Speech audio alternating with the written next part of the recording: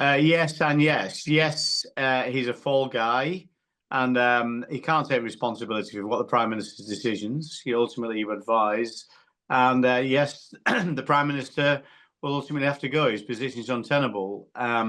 It's not just about Mandelson. Massive scandal though it is. It's a huge, huge scandal.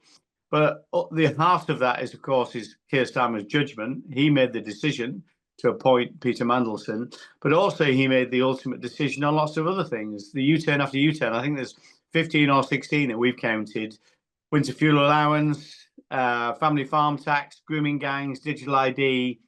This government is inept, and ultimately the leader has to take responsibility for that.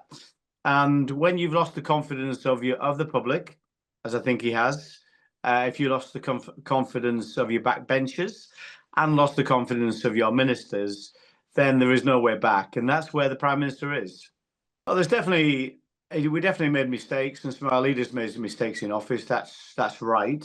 And I think this is a much bigger scandal than the Chris Pincher scandal, to be honest. I think corruption at the heart of government is something much, much bigger, as well as clearly the connections to a notorious paedophile. Who's somebody who would ruin the lives of many young people and their families. So I think this is much, much bigger than that. But the reality is, we were trying to cope with some big geopolitical events that were forced upon us in government. Of course, leaving the European Union, the COVID crisis, cost of living crisis. These are all geopolitical issues. The government is actually struggling at its own hand. All the problems it's faced, all those things I mentioned earlier, were self-inflicted decisions the government made, and there's having to reverse on. So people can see that Keir Starmer is weak. He's got no backbone. What the country needs is a strong leader with backbone. I believe that person is Kemi Badenoch. She's got a strong team. I'm delighted to be part of that team, and she's got a clear plan. That's what the country needs, and it cannot get that. It does not have that under Keir Starmer. I don't know that. So I can't tell you yes or no, but the offer is open.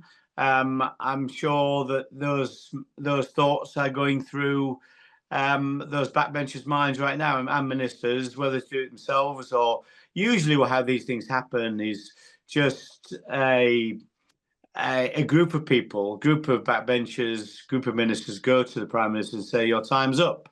And I'm sure that thinking's going on right now. I think there may be a slight delay before this actually happens, in that lots of the main protagonists, the challengers, the pretenders to the crown, are possibly not ready right now. So they're trying to organise their affairs to get ready for a run at it. So I think it might be a few weeks. It might be after the local by-election in Gorton and Denton. It may be after local elections in May. But I think sooner or later that's going to happen. We don't hope to remove the Prime Minister. We want a Prime Minister that can govern properly, and this one can't.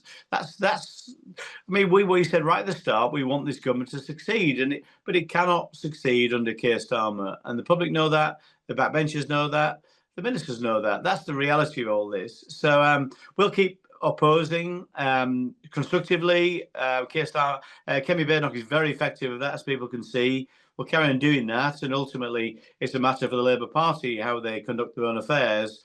I just think it is inevitable that in the coming weeks the Prime Minister will have to resign. There'll be a new leader of the Labour Party and a new Prime Minister.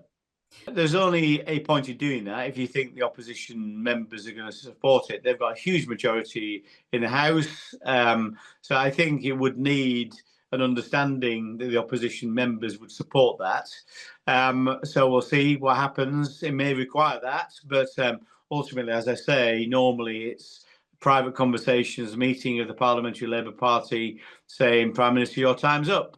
And I think that will happen in the coming weeks.